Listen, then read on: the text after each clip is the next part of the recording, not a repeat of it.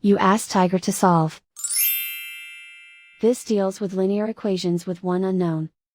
The final result is x equals -6. Let's solve it step by step. Group all constants on the right side of the equation. Add 18 to both sides.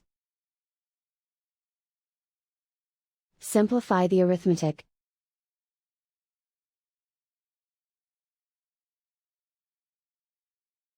Isolate the x. Divide both sides by 6. Simplify the fraction.